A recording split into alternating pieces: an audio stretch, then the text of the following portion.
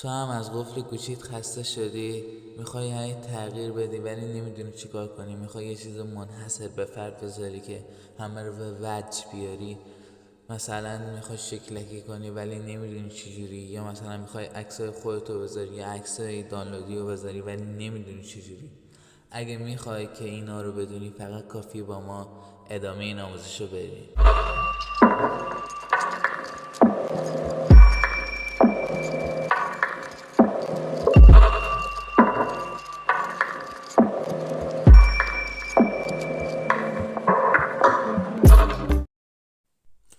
درود بهتون دوستان، امیدوارم شاد سرزنده باشیم. ما امروز اومدیم با یه آموزش خیلی خفن. آموزش این که قفل گوشی تو متحول کنی، یه چیزایی بذاری که از همه بگم واو چه چیزی. اگه میخوای فقط این آموزش با ما ببین.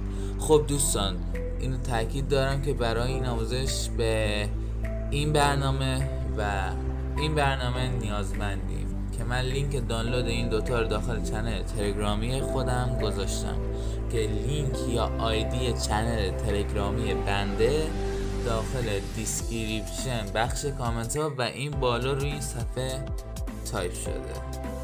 به خیلی راحت میتونین برین داخل و دانلود کنین و عشق ببرین از این آموزش. و اینکه دوستان، این آموزش دو بخش داره که ما داخل بخش اولش به قفل صفحه یا با همون عکس گذاشتن میپردازیم و به بخش دوم قفل با شکلک گوشی ها آموزش میدیم. پس بریم داشته باشیم این آموزش خیلی خفنه.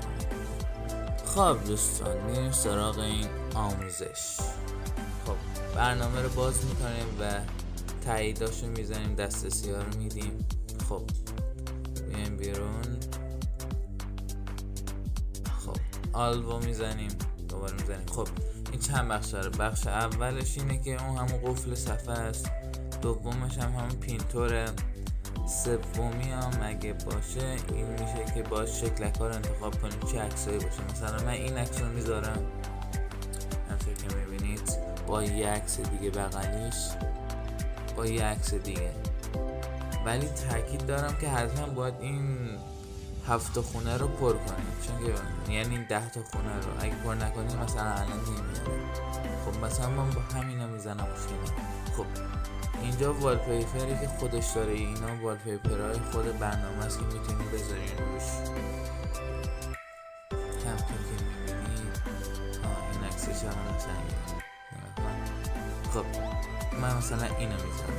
یا این دومی هم که گالری، میتونی از گالری یه والپیپر انتخاب کنی، مثلا اینجوری با در این ابعاد بذاری. خب ما الان قفل میزنیم.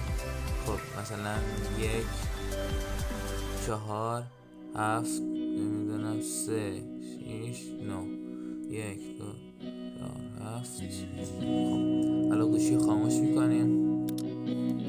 خب حالا همینجوری روشن 1 4 7 3 6 9. دیدین؟ به همین. خب دوستان، بخش اول این آموزش تموم شد، یعنی روی کلیدای قفلتون بتونین عکس بذارین. خب میریم سراغ بخش دوم و بخش جذابتر که با شکلک گوشیتون رو وا کنید، یعنی قفل گوشیتون رو با شکلک بذارین که این بخش رو من حتما بهتون توصیه میکنم که انجام بدین، چون که خیلی خوبه.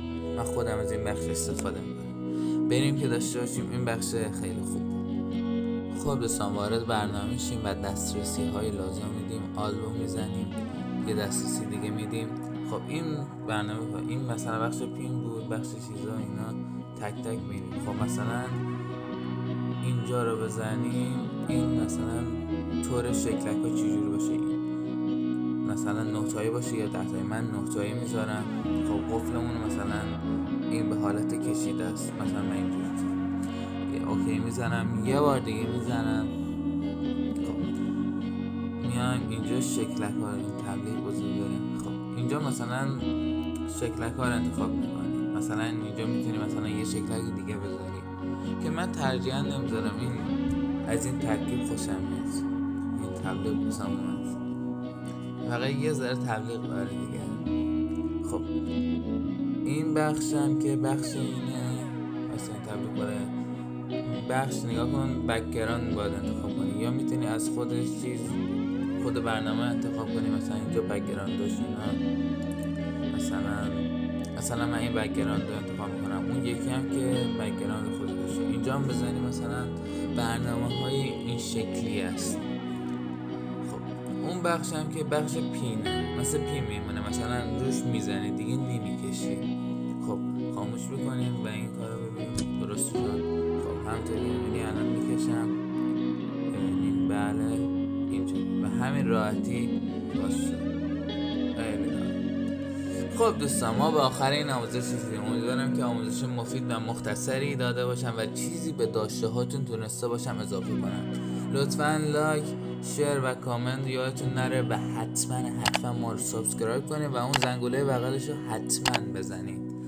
و اینکه اگه از این آموزش خوشتون اومد در کامنت ها واسه ما بنویسید و دوباره تاکید میکنم لینک دانلود این دو برنامه یا خود این دو برنامه داخل چنل تلگرامی بنده هست که آیدیش داخل دیسکریپشن و بخش کامنت ها پین شده. فقط کافیه روی لینک بزنید و وارد چنل من بشین و راحت بتونید این دوتا رو دانلود کنید، چون که این داخل گوگل پلی اینا خیلی این برون برداره نمیشه بهتون لینک بدم دیگه، همونجا واسهتون چیز کردم.